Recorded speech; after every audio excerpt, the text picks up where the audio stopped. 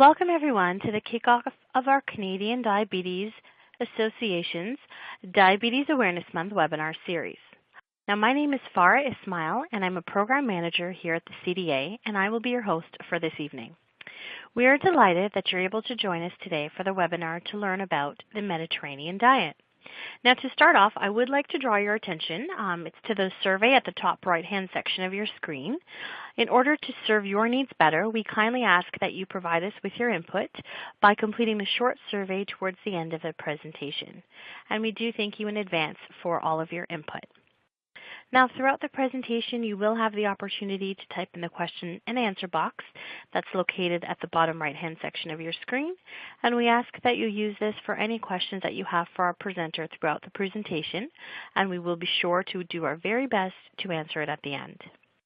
We will be displaying a few polling questions throughout the presentation and would love for your participation in the questions. Please note that your answers will be completely anonymous. Also note that you're able to customize your screens to expand and collapse any of them as you see, so feel free to adjust them as needed by dragging down the bottom right-hand corner of each of the webinar pods.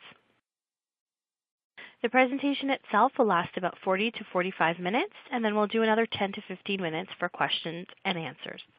Please note that our webinars will be available on our website at diabetes.ca/webinars at a later date. So now I'd like to welcome our speaker, Dr. Catherine Chan, and thank her for joining us today. But before turning it over to Dr. Chan, I'd like to give you a brief introduction. Dr. Chan is a professor in human nutrition and physiology and is a member of the Alberta Diabetes Institute. She is also the scientific director of the Diabetes, Obesity, and Nutrition Strategic Clinical Network of Alberta Health Services. With Dr. Rhonda Bell in 2013, she authored the Pure Prairie Eating Plan, which has been called by some the Mediterranean diet for the prairies. So for more information on Dr. Chan, please read the speaker bio section, which is on the left-hand side of your screen. So without further ado, I would like to present to you Dr. Chan. Well, thank you, Farah, for the introduction, and welcome, everyone. I'm really glad to be able to join you this evening to talk about the Mediterranean diet and diabetes. I'm sitting here in Edmonton, and it's pitch dark, but we had a lovely day today, nice and sunny, and around freezing, so quite nice for getting outside. So in tonight's presentation about the Mediterranean diet, I'm going to go through about 4 different topics. The first one is just to review what the diet recommendations are for people with diabetes in Canada. The second part is to look at the Mediterranean diet pyramid and the evidence that it is a healthy diet pattern.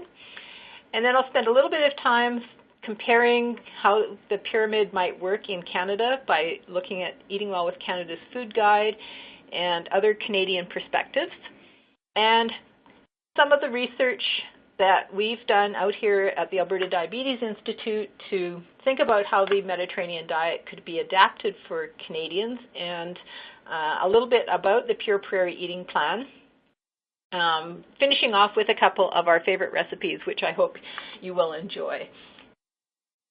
But before I start, never mind. I've got my slide order mixed up. So to start off, I'm going to talk about the CDA Nutrition Therapy Guidelines. The CDA publishes these guidelines about every 5 years, and the most recent ones came out in 2013. They're based on the most recent scientific evidence that's available to us, and they're compiled by a team of experts. So what do the 2013 Nutrition Therapy Guidelines for Diabetes say? The first thing they say is that people with diabetes should follow Canada's Food Guide for general advice. And so this is really saying that people with diabetes should be eating the same healthy way that all Canadians do. And they say that the diet should be nutritionally balanced with respect to carbohydrates, protein, and fat. And people with diabetes should watch their intakes of saturated fat and added sugar. They're also recommended to consume foods with a low glycemic index because we know that such foods with a low GI raise blood sugar more slowly and to a lesser extent than those with a higher glycemic index. And what's new and interesting this time in the 2013 guidelines is that alternative dietary patterns may be used and may be recommended by your dietitian. So one of the particular patterns that has been noted by the expert panel for the Nutrition Therapy Guidelines is a Mediterranean-style dietary pattern.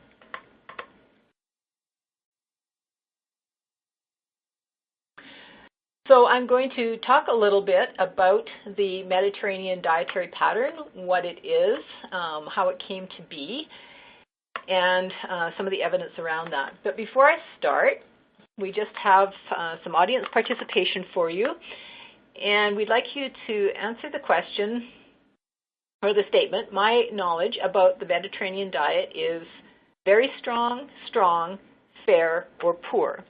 So you can just click on which of those you think best describes your knowledge. I'll give you a couple more seconds to move your mouse, and then we'll see how the audience responded.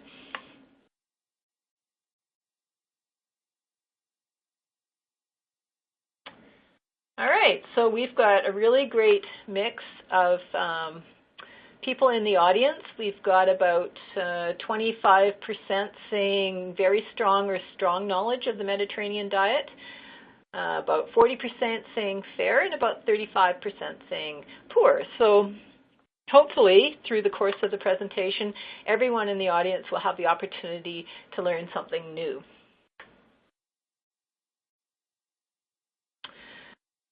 So if we think about basic dietary patterns, and dietary patterns refer to kind of the overall balance of foods that we include in our diet. Really, it's an evolutionary process. And until recently, and by recently I mean approximately the Second World War, when we started, or after the Second World War, when we started having a more global economy, we started importing and exporting foods to different locations around the world. Until that time, people really lived in a much more local environment. And so they had to rely on whatever foods were present in their nearby to them. So whatever they could hunt, whatever they could gather, whatever they could grow, the livestock that they could raise that happened to live in their area was what they ate. And particularly in climates like Canada's, where we have distinct seasons, people also had to learn how to preserve things that were only around in the summertime. So canning, drying, keeping things in cold rooms or cold cellars, those were the things that people had to rely on for their food. And it's really quite amazing when you think about it, the differences in dietary patterns that allow people to survive all around the world. The diet of people who live in Canada's north is much, much different than people who live in more southern climates or in Borneo or places in Africa. Totally different foods, and yet we all survive. But what's interesting is that survival and health are not necessarily the same thing. And now that we're living longer, we've come to realize that what we eat over the long term can really have an important effect on the absence or presence of chronic disease and our longevity.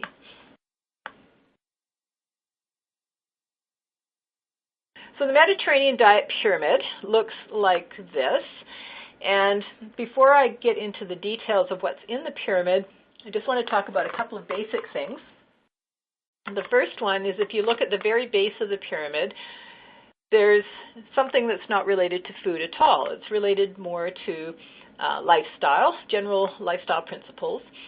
And so as part of the Mediterranean diet, it's believed that physical activity is a real strong underpinning of health, and really incorporating physical activity into your day, whether it's through sport or through walking or through other activities like dancing. We should all try to be as physically active as we can each day. And the other thing that the Mediterranean diet pyramid really espouses is the social aspect of food. So consuming our meals with our family and friends, sitting down, taking time to enjoy the food and enjoy the company is a really important part of the Mediterranean culture and a really important part of the Mediterranean diet pyramid. And a second key feature of the pyramid is that the layers that are on top of the lifestyle layer are their size is in proportion to the amount of foods in each layer that are recommended to be eaten daily, weekly, and so on. And so now I want to just talk about those food layers. So the first food layer that I'm going to talk about is the largest food layer, which is just above the lifestyle layer at the bottom. And it is all of the plant foods grouped together. So it includes things that perhaps in Canada we don't think of as being part of plant foods. So it includes olive oil because olives are a fruit. It includes all the vegetables and fruits that we would normally associate with plant foods. It includes the grains, whereas in Canada we put those separately. It includes legumes, such as dried peas, lentils, chickpeas, and so on, which in Canada we put under meat and alternatives. It includes nuts and seeds, and it also includes herbs and spices, so garlic and the thyme, the basil, and other spices that grow abundantly as weeds, really, in the Mediterranean. And it's recommended that we consume some of these things in this large group of food at every meal. So the Mediterranean diet really is based on consuming a large amount of plant-based foods. Then we have 3 layers above that. And the next largest layer is for fish and shellfish. And in the Mediterranean diet, these would comprise the primary source of protein, which makes a lot of sense because, of course, people in the Mediterranean live next to the Mediterranean Sea where there is a lot of fish. So it's recommended that these be consumed at least twice per week. And then above that is more protein, including poultry, eggs, cheese, and yogurt. And these are recommended in moderate portions from daily to weekly. So there's a lot of leeway left there to individuals' taste. And then at the very top of the pyramid is meats and sweets, so red meats and desserts. And the pyramid now says that these should be consumed less often.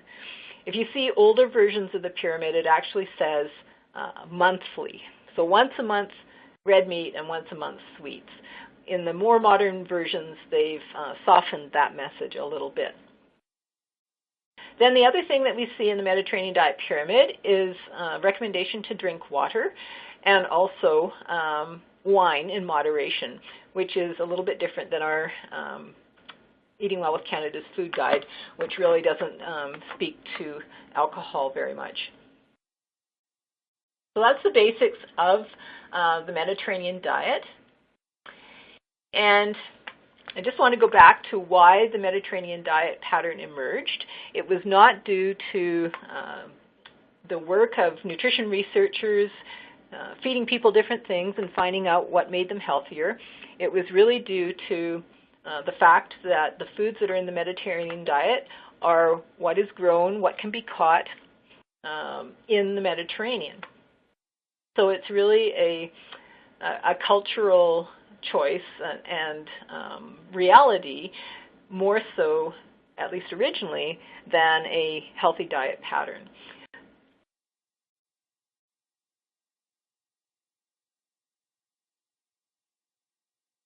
And just as a side note, the reason that I put this particular picture on this slide is I took this picture myself when I was in Italy this summer and enjoying a restaurant meal where they brought us this beautiful cone of local fish and shellfish. So there's shrimp and there's anchovies and there's fish that I don't even know what they are. It was all very delicious, and it was all deep fried. And it really surprised me initially how much fried food these particular Italians did eat. But then I was talking to some people and realized that, of course, they have lots of food and they have lots of oil, and so one of the ways that they can use their oil is to deep fry everything. But it was somewhat counter to my naive impressions about what the modern Mediterranean diet actually looks like.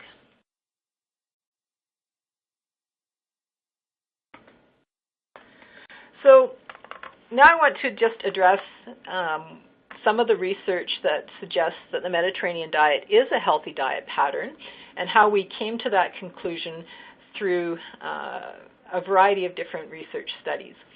The very first one was conducted almost 60 years ago now, and it was called the 7 Countries Study, and it was initiated by a man named Ancel. And he wanted to look at the relationship between diet and lifestyle with the amount of deaths from coronary heart disease in different parts of the world. And one of the strengths of his study was that he tried to measure dietary intake very carefully. And so he had all of the participants in his study fill out food records for several days so that he could analyze what they ate. The people that were included in this study were 16 different groups of middle-aged men from 7 different countries. So some of the countries did have more than one group. Most of the settings were rural, and most of the men had quite physically intensive jobs, which would have been fairly common back in the late 50s.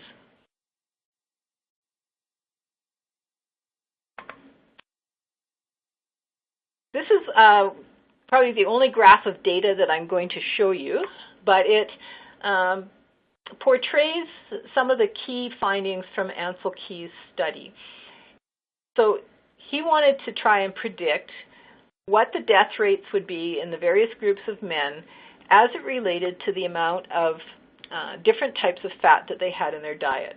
So he looked at monounsaturated fat, such as comes in olive oil, versus saturated fat, such as we would find in animal sources, such as butter or lard. And what he found was that people who ate more monounsaturated fat had lower death rate from coronary heart disease. And these people tended to live in the Mediterranean area, like Crete and Italy and other parts of Greece and so on. Whereas people with who were more likely to die of coronary heart disease had a higher intake of saturated fat, and they lived in areas like Finland, where there's a large dairy industry and people were eating a lot of butter, and the United States, for example.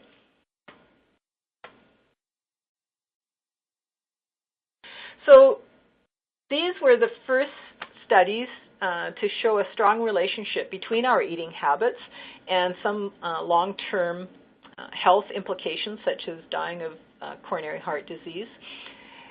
The differences in the death rate over 25 years were quite striking, about tenfold different. So more than 250 per thousand in East Finland versus 25 per thousand in Crete. So it really showed that there could be big differences that were at least in part related to diet. And emphasized for the first time that there might be a relationship between the different types of fat that we were eating and coronary heart disease. Now, these studies have been criticized for a number of different reasons. For example, they only looked at middle-aged men. They were relatively homogeneous in terms of their ethnicity and so on. But they were the first studies, and they really generated a lot of interest in this field and jump-started a lot more research in the years going forward.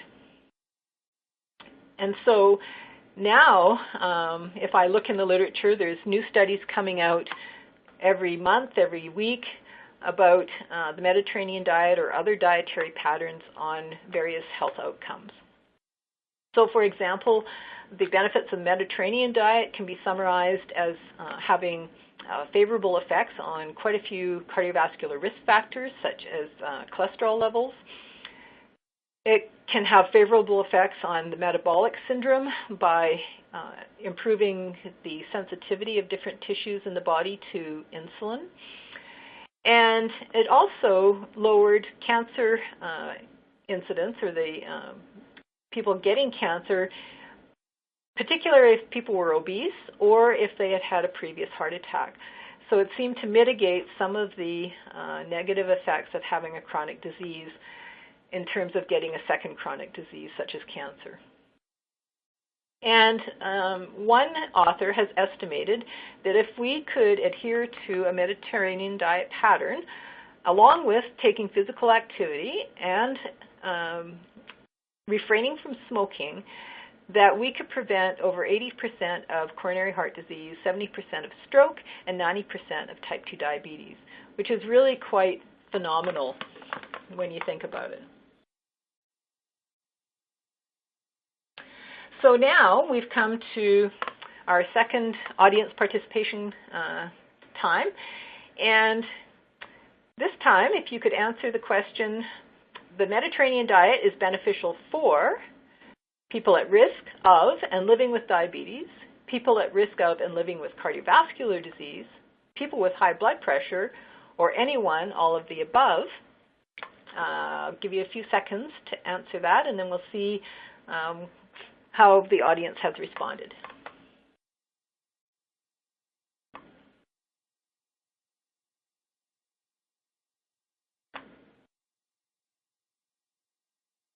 All right, well, 98% said any one or all of the above. And I think that is an important message for everyone to take forward, that really all of us could benefit from such a pattern.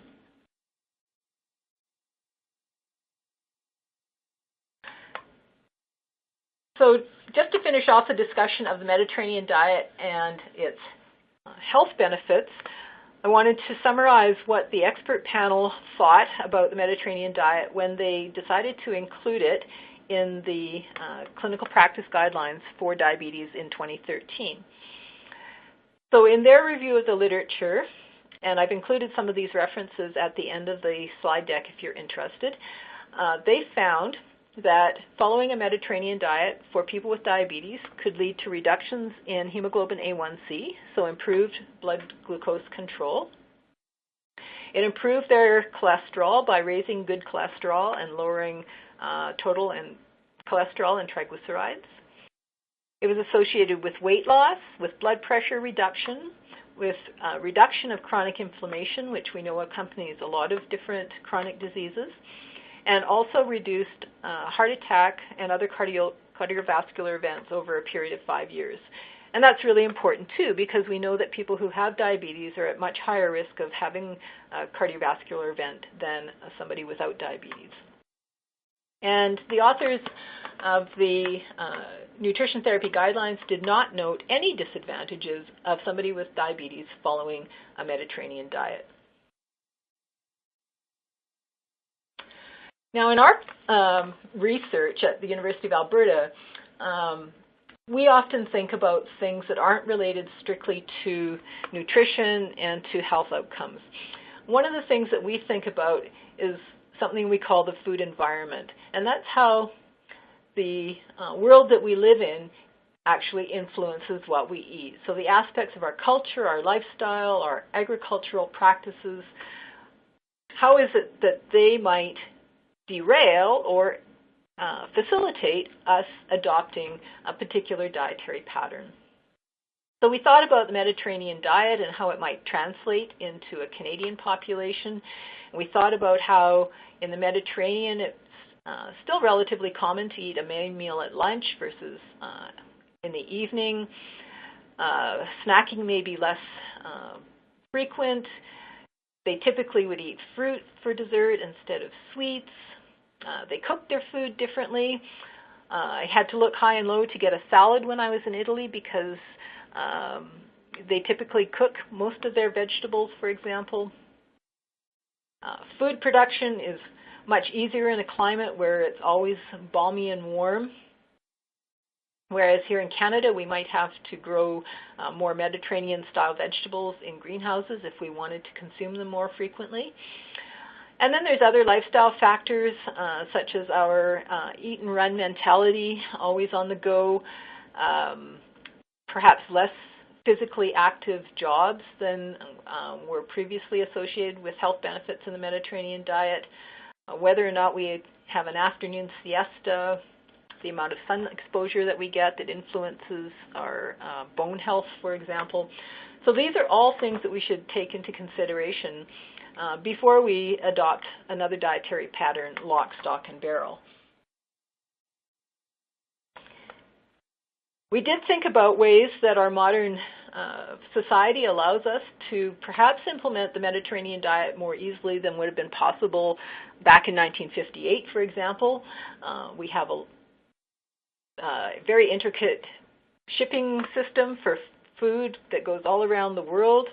We have the scientific ability to modify crops to grow differently. We have the ability to modify growing conditions through greenhouses and other practices. And we also have the ability to change food preferences and cooking methods through education.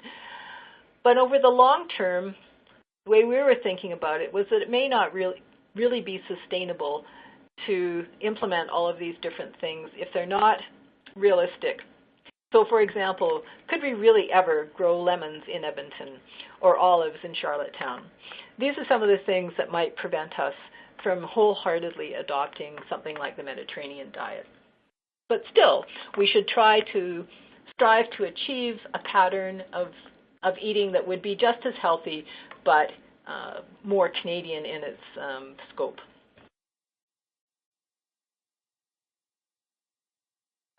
So we started to think about what that dietary pattern would look like if we translated it into a Canadian reality. And we used something called the 4A framework to do that. We said that if we were going to construct a dietary pattern, that it should be nutritionally adequate, that the foods that were in the diet should be generally available in regular grocery stores, that they should be accessible to people both financially and from a food knowledge point of view, and from a cultural standpoint, from a general taste standpoint, they should be acceptable to us to eat. So I have a few examples about each of the 4 A's in the 4A framework. First of all, dietary adequacy. If we adopted a Mediterranean diet, is it really meeting our dietary recommendations for things like calcium and iron? If we reduce our red meat intake, for example, does it address issues of maternal health? Does it address the lack or lessening of physical activity? Is the dose of vitamin D sufficient for Canadians because we don't have the sunny climate that the Mediterranean has? With respect to acceptability, we asked questions like, is it acceptable to promote alcohol intake? Are Mediterranean food items acceptable in different cultures? And if we choose those Mediterranean foods more often, are we losing something valuable to us as Canadians in terms of our food culture? And not only that, but the Mediterranean diet really is promoting choosing locally grown and seasonal foods, which you would see if you went to a grocery store in Italy. And so if we adopt the Mediterranean diet in Canada, we're really going counter to that philosophy. And so we should think about what is feasible and sustainable in our own climate and geography. There's issues of accessibility as well. The costs of certain food items may be greater in Canada than they are in the Mediterranean. And we may not know how to prepare or eat different foods that are very commonly seen in that region. So I like to cook squid, but perhaps not everybody in Canada is familiar with such things. And lastly, availability. Canada is largely landlocked, and so we have less access to fish from the ocean than people in the Mediterranean, for example.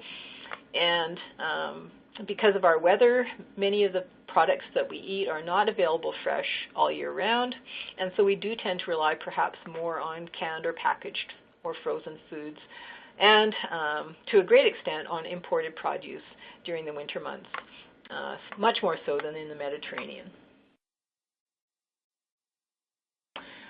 And now, just to finish off this line of thinking, just a few specific examples. I looked up fish consumption. As one example, in Italians, it's about 20 kilograms per person per year, which is almost 3 times as much as the average Canadian. Although certainly if we looked at different regions of Canada, we would see that there's great regional variation. There is issues about availability, not just between Canada and Italy.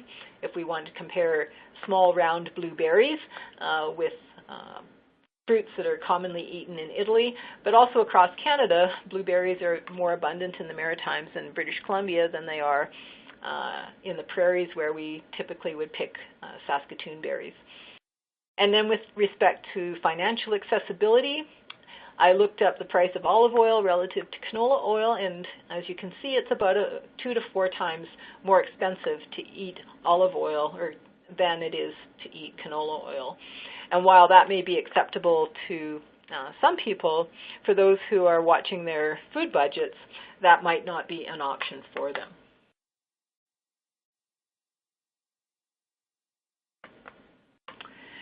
And lastly, just to look at how Canada's Food Guide organizes our foods, and I'm sure you've seen reference to Canada's Food Guide many times, but instead of organizing our food pyramid by the frequency at which we recommend people eat these foods, we organize our foods into groups based on the type of nutrients that are present in the different foods.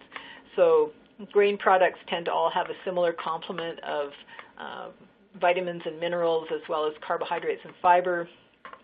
Same for fruits and vegetables, milk and alternatives, and then meat and alternatives, including the legumes and also including nuts because of their high protein content.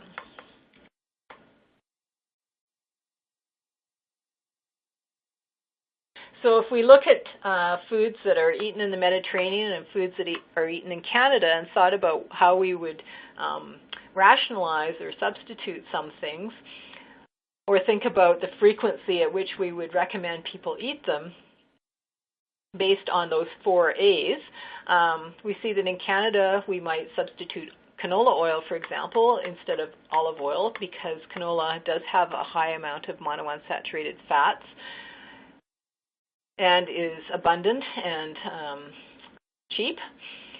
We would see that there were different fruits and vegetables included in the diet, and that we would have to rely more on imports to meet our the desire for variety in our diet.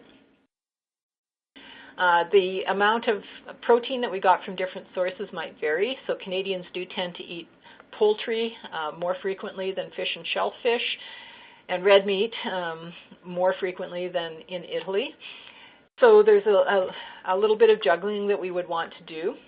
But it's also important to recognize that in the Mediterranean diet, fish and shellfish are recommended twice per week, which is very similar to what Health Canada recommends in Canada's Food Guide. And then just going through the other food groups and macronutrient sources. So dairy, the Mediterranean relies mainly on cheese and yogurt, whereas in Canada we also eat a lot of cheese and yogurt, but we also consume a relatively large amount of fluid milk. Carbohydrates, very similar, but perhaps a different order in terms of frequency of consumption. And then with respect to beverages, of course, we both recommend water the Mediterranean diet specifically recommends wine, whereas we would not specifically recommend it, but we do recognize, and Health Canada does have guidelines on maximum amounts of alcohol that are recommended for consumption.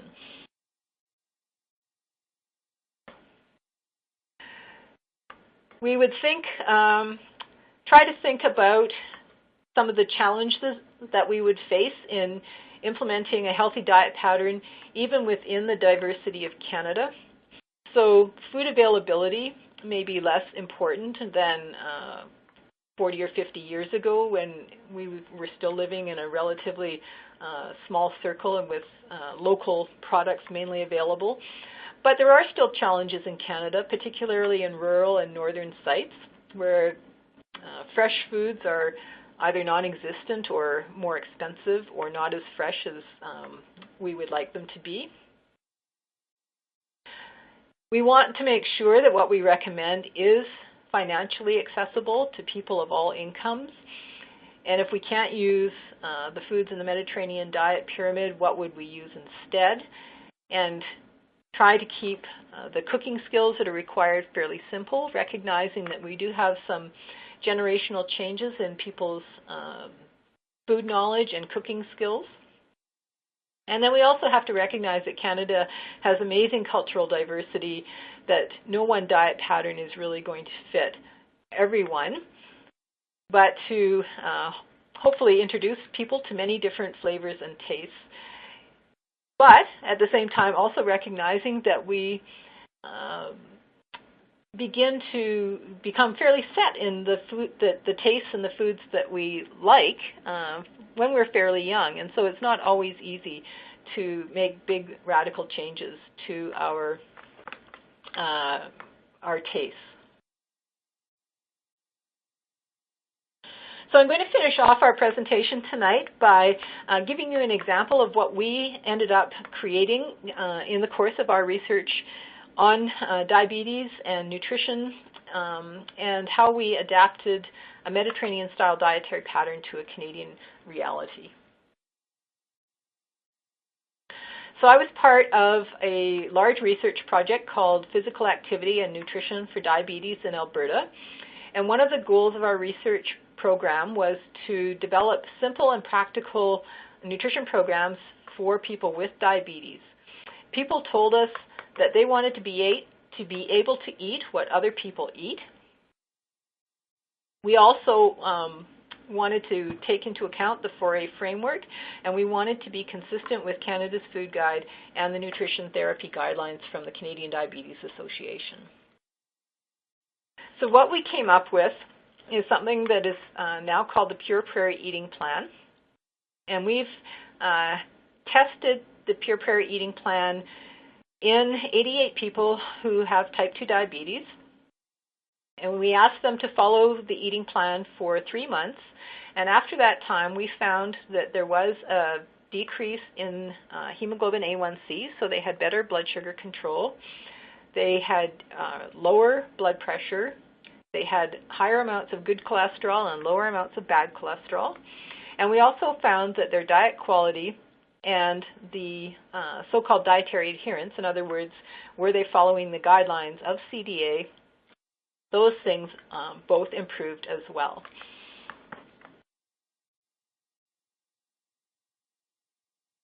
So I can tell you a little bit about what's in the Pure Prairie Eating Plan.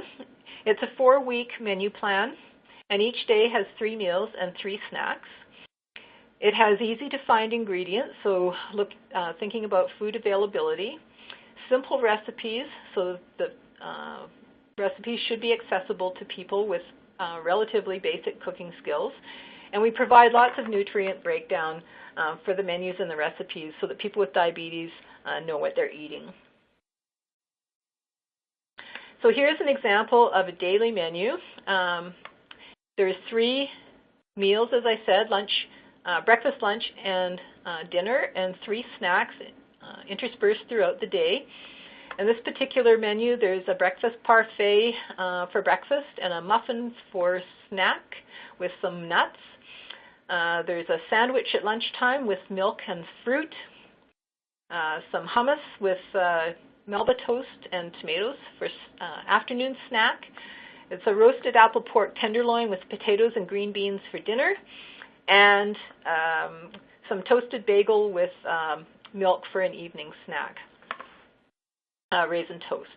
And as you can see, it also tells you what the serving size is. It tells you how many servings from Canada's Food Guide with each meal and for the day. There's lots of nutrition facts, including carbs and total calories, and some tips on how to adjust the menu to meet your caloric requirements.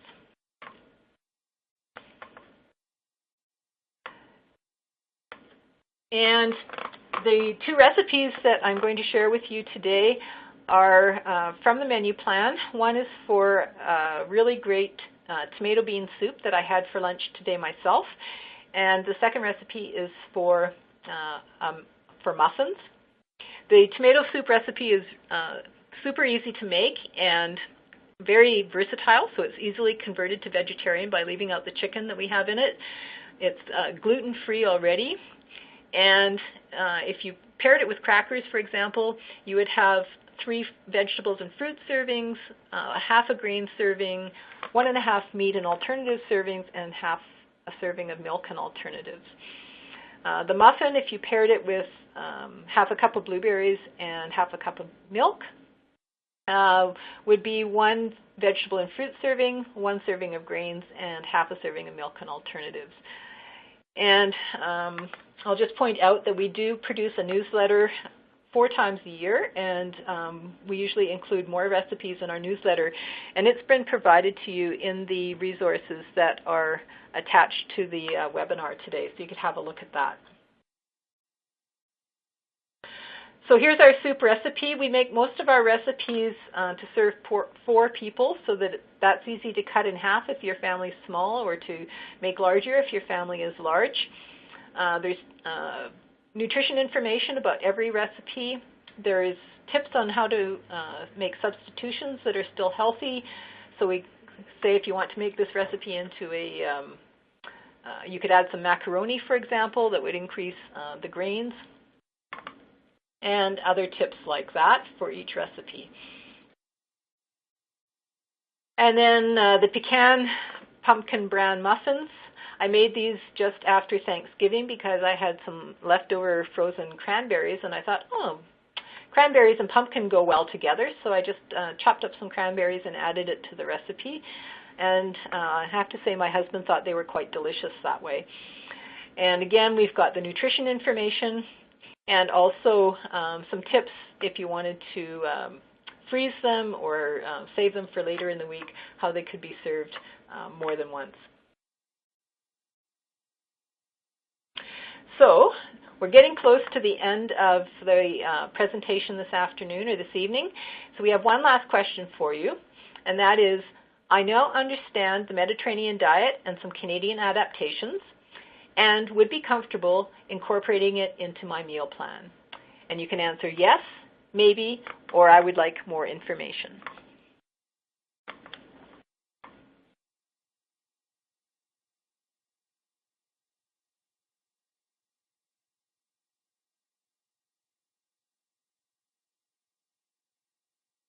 All right, let's see. All right, so about 2/3 of people said that yes, they would be comfortable incorporating it into their meal plan. And the rest of people, about 40, said maybe, or I would like more information. And I think that there is lots of information out there. I hope that I've been able to convince you a little bit that the Mediterranean diet might be right for your diabetes. There are benefits, health benefits, that have been established by research. It is relatively consistent with Eating Well with Canada's Food Guide, and it is included as an alternative in the CDA 2013 guidelines. So if you are interested in following more of a Mediterranean diet pattern, you could certainly talk to your dietitian or another health provider about it and get their opinion as well. if you do consider adapting the Mediterranean diet to the Canadian reality, think about the 4 A's, because when you change your diet, you do want it to be sustainable. And so think about your own situation, your financial situation, your culture, your life stage, your physical activity levels, and how you could make a Mediterranean diet pattern more of a reality for you. I've listed some of the resources. These are scientific papers that the expert panel consulted when they were constructing the clinical practice guidelines for nutrition therapy. These are the papers that highlight the benefits for people with diabetes, if you're interested in reading those. And finally, to finish off, I'd just like to acknowledge that the research that we've done here in Alberta has been done with the help of a great many of my colleagues and students here at U of A. And also for those of you who might be interested in having a closer look at the Pure Prairie Eating Plan, we do have a website listed here, www.pureprairie.ca, as well as the Facebook page. And as I mentioned, the newsletters are also available online.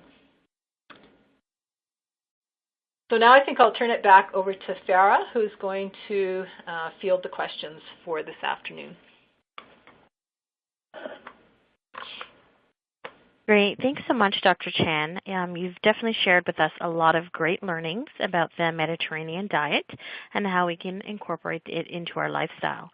So I know myself, I've actually learned quite a bit and definitely do look forward to utilizing the recipes that you've provided with us today. So I'm really excited about that. So yep, just as you said, we'll get started with the questions.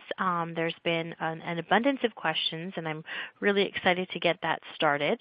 I just want to let everyone know on the line that unfortunately, if we cannot answer your questions today at this time during the webinar, please feel free to email us, at webinars@diabetes.ca, and we'd be happy to answer the questions via email. Okay, so with that, I'll get started. We've had a few participants ask how we might be able to adapt the Mediterranean diet for those who are vegetarian. And then a specific individual has also added to that, what if they have an allergy to fish? Well, I think if we take Alberta as an example, people in Alberta really don't eat a lot of fish to begin with. We'll maybe have a bit of salmon, but I did live in Prince Edward Island for almost 20 years and recognized that people in the Maritimes are much more comfortable eating fish and incorporate a lot more fish into their diet. So in our version that was really developed for people in the prairies who don't eat a lot of fish, we did try to include 2 servings a week because that's what Canada's Food Guide recommends. But if you don't eat a lot of fish, one of the nutrients that we're interested in fish comes mainly in fatty fish like salmon, and that's the omega-3 fats. And there are plant sources of omega-3 fatty acids, such as flaxseed, for example. So one way that I get more omega-3s in my diet is by adding ground flaxseed to smoothies that I tend to have in the morning for breakfast. So there are ways to get around fish specifically. If you're a vegetarian, then I think it would be relatively easy to adapt the Mediterranean diet because they do have quite a reliance on plant sources of protein. So nuts, the legumes, with dried peas, dried beans, lentils, chickpeas, are much more abundantly eaten in the Mediterranean than in Canada. I'm just going back to the Mediterranean diet pyramid so that we could have a look at that and what some of the protein sources would be that. So even the grains are a source of protein.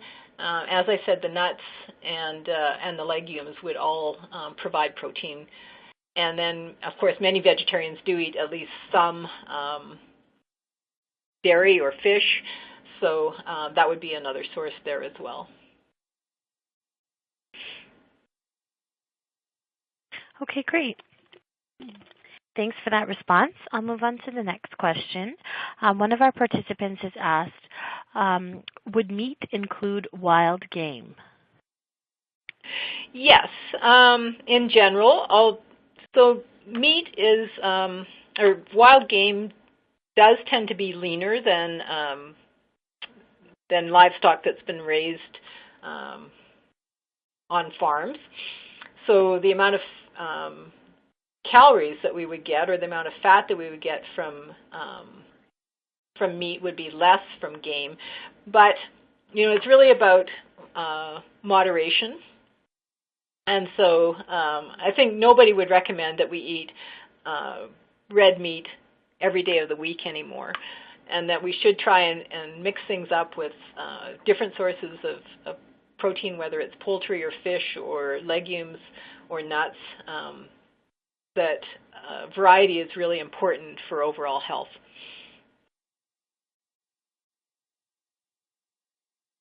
Great, thanks for that response. I'll move on to our next question. One of our participants has asked, did the studies looking at the Mediterranean diet effect on cardiovascular disease in people with diabetes differentiate between type 1 and type 2? Most of the studies are looking at type 2 because diet can both prevent and help to prevent and be used as an important treatment for type 2. Diet's important for type 1 as well, but from a different perspective. So because we know that people with type 1 are reliant on insulin primarily. So the studies that I'm aware of have mainly focused on type 2. Great. Okay, so we'll move on to our next question. One of our participants has asked, would deep-fried seafood or fish not be the best option? Should there be a limit? And if so, how often should that be okay to eat? Yeah, so deep-fried would not be my first choice. Like I said, I was quite astonished at how much fried and deep-fried food we did eat in Italy, and it was all delicious, including the zucchini flowers and things like that. Personally, and I'm not a dietitian, so this is really personal opinion, I think we should try and limit our fried food and deep-fried food. So it's not that we should never eat it. If we want to have some fried fish once a month, something like that, personally, I don't think that's a problem. But every time we have fish, we shouldn't have fried fish, would be my response, I guess. Okay, great. Thanks for that response. I'm going to ask another question, which I do believe you did speak to earlier, but I will ask it anyway.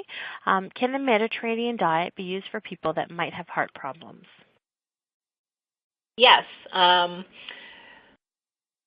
guess you should always consult with a health professional before embarking on these things, but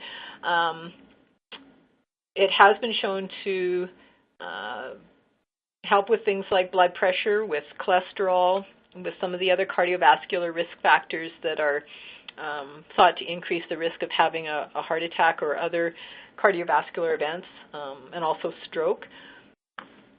So yes, I would say Mediterranean diet is suitable for people with heart problems. Great. Thanks for that response, Dr. Chan. A few of our participants have been asking in relation to the consumption of wine and what an acceptable amount would be according to, I guess, Canada's Food Guide and the Mediterranean diet. Oh, maybe I can quickly look that up on the internet. It seems to me that it is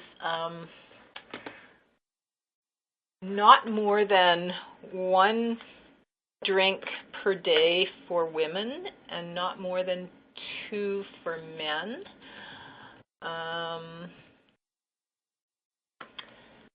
There we go, Health Canada drinking guidelines.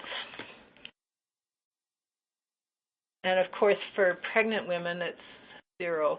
Okay, so reduce your long-term health risks by drinking no more than 10 drinks a week for women with no more than 2 drinks a day most days, and 15 drinks a week for men with no more than 3 drinks a day most days. Plan non-drinking days every week to avoid developing a habit. So, and then they also have other recommendations on binge drinking and not drinking when you're operating motor vehicles or other dangerous tools and so on.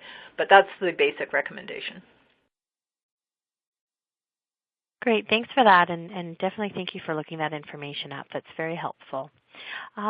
We've had a few other participants speak to the costs of living on a particular diet and how they might be able to adapt the Mediterranean diet on something such as a welfare budget. And if you think that might be possible, if you have any tips or ideas for somebody on a small budget.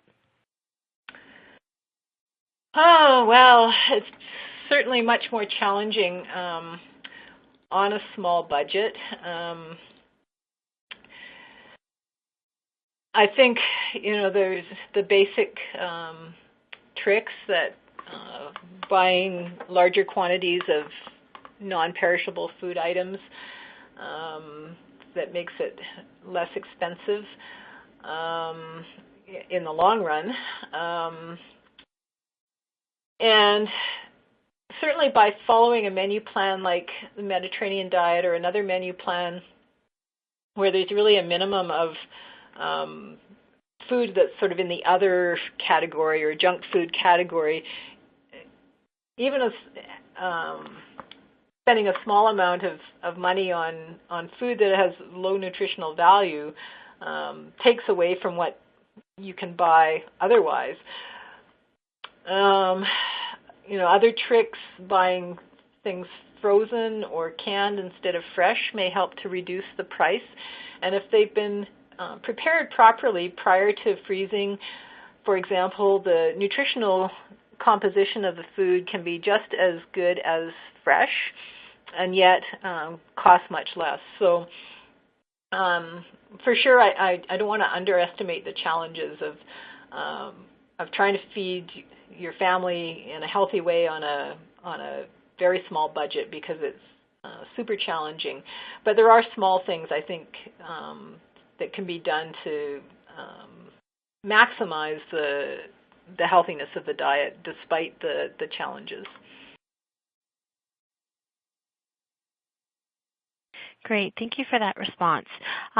Again, I see that there's still quite a few questions that are coming in, folks, and unfortunately, I just have one question left that we'll take. So for the questions that we do not get answered, please feel free to email us at webinars@diabetes.ca. The last question, Dr. Chan, and you've kind of already, again, addressed this earlier, but participants are looking to see if where the Prairie eating plan is possible to purchase, and perhaps if an online purchase is also available. If you can just speak to that. Right. So on the Prairie provinces, there are a few bookstores in the large cities that carry Pure Prairie Eating Plan. And there is information about which stores those are on our website, www.pureprairie.ca.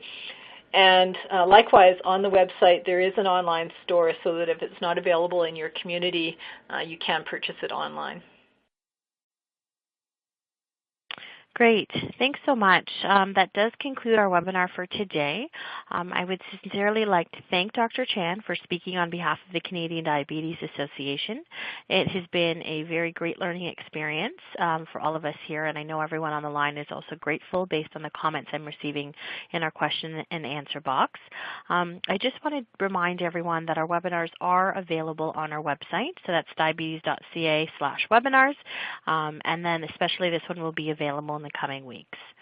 I do want to spend just a moment to thank our sponsor, Lilly, for making this webinar possible. For the rest of our series, we have 4 more topics left, so please feel free to join us next week on learning how to get support and give support to people living with diabetes, and that'll be brought to you by Certified Diabetes Educator Gail McNeil, and visit our website to see all the lovely topics that we will be having thereafter. For those of you that live in the Ontario region, we will be having our Toronto Expo. So that's this Thursday, November the 12th. It's a free event, and we do hope that you'll come out and participate. We have some really great speakers, including Hal Johnson and Joanne McLeod that will be presenting, and it's just a great event and a great learning experience. So registration is limited, so we do hope that you register and participate in the event. We do have a virtual health coaching program here at CDA. It's an over-the-phone program, and if you'd like more information on that, please give us a call at 1-800-BANTING. So we do hope that you've enjoyed our webinar today. I just want to thank again Dr. Chan and you, all the participants, for joining us. We definitely hope to see you back again next time. Have a great day. Thanks.